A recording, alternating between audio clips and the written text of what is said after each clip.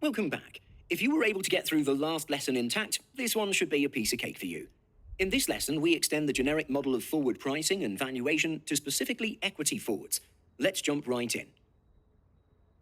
This was where we left off in the last lesson, and these are the generic expressions for the pricing and valuation of a forward with a generic underlying asset.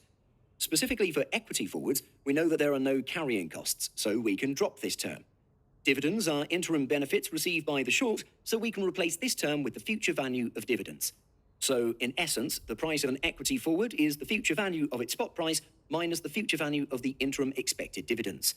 Using figures from the last lesson, let's say this is a 1-year forward, initial spot price of the stock is $100 and $104 at the 180-day mark, and risk-free rate is 3%.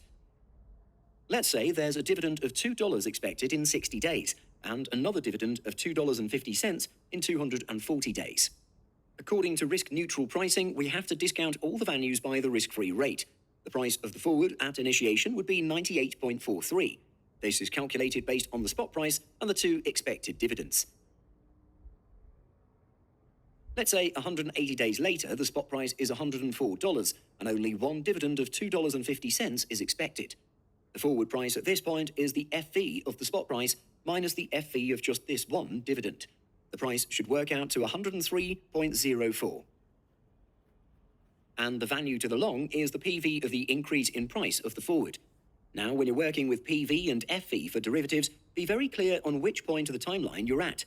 We're at time T, which is 180 days after initiation, so there are 185 days to maturity. So we discount the forward prices by 185 days. The value to the long works out to 4.55. The value of the contract to the short at this point is therefore minus 4.55. Now's your turn to practice. The current market price of a stock is $300. The stock is expected to pay a dividend of $8 in 30 days and another dividend of $12 in 395 days. The risk-free rate is 5%. What is the no arbitrage forward price of a 2-year forward on the stock? Pause the video now and work out your answer. And we're back. When dealing with derivative problems, it's often helpful to draw a timeline. Based on what is given, these are the prices and cash flows expected until expiry.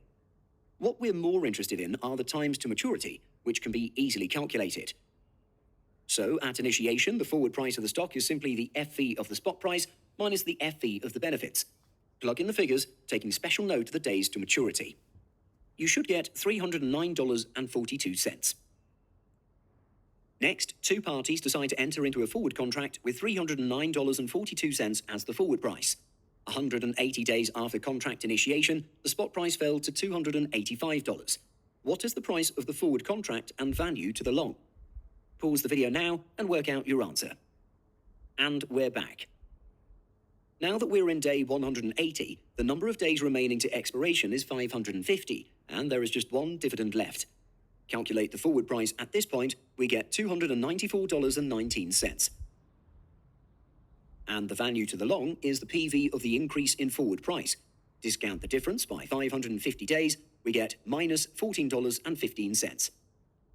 As you can see, the process is not very difficult, but it can be easy to get confused in the number of days to discount. This is why drawing the timeline is important. At this point, we would like to point out that day count and compounding conventions can vary according to the type of financial instrument. For equities, bonds, currencies, and stock options, the convention is 365 days per year. We assume periodic compounding interest, so the future value is the PV times the discount rate to an exponent of days over 365. For LIBOR-based contracts like FRAs, swaps, and floaters, the convention is 360 days per year. We assume simple interest, so the future value is the PV times 1 plus R times days over 360. We will apply this later in the lesson on FRAs. And for the peculiar case of equity indices, the convention is 365 days. We assume continuously compounded interest. The FV is the PV times E to the power R times days over 365. Let's learn how to value and price an equity index forward. When it comes to indices, it is impractical to account for the discrete dividends of all the component stocks, which pay dividends at different rates and at different times. We simplify this to a continuously compounded dividend yield, the calculation of which is outside the scope of the curriculum. We will also need the continuously compounded risk-free rate. Mathematically, we can prove that the forward price can be calculated using the continuous compounding formula. So let's say for a particular index, the continuously compounded dividend yield is 2%, the continuously compounded risk-free rate is 3%, and the index is currently trading at 100 points. For a 1-year forward, the no arbitrage forward price should be 101.01. Now's your turn for some practice. If at the 180th day the index rose to 104 points and the dividend yield and risk-free rates remain the same, what is the price of the forward at this point? We'll first note that the time to expiration is 185 days. Plug in all the figures, you should get a forward price of 104.53. And to calculate the value of the forward to the long at this point, we discount the forward prices using the risk-free rate and calculate the difference. This works out to 3.47 points. And let's conclude with an example. The S&P 500 index is currently trading at 4,000 points. A 3-month forward contract on the S&P 500 is priced at a no arbitrage price of 3,990. Assuming a continuously compounded risk-free rate of 1.5%, what is the implied continuous compounded dividend yield for the S&P 500? Pause the video now and work out your answer. And we're back. To solve this problem, it is important that you remember some of your high school math. E to the power A plus B is equivalent to EA times EB. Also, natural log of e to the power y is simply y. So we're given forward price of 3,990, spot price of 4,000, risk-free rate of 1.5%, and the time frame is 3 out of 12 months. We need to solve for DC, which is the continuous compounded dividend yield. Apply the first rule, we're able to separate the DC term into a separate term.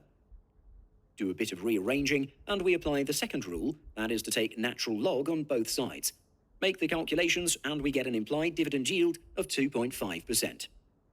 And that's all you need to know about equity forward pricing. As mentioned, once you've nailed down the basics of derivative pricing, the application is easy to understand.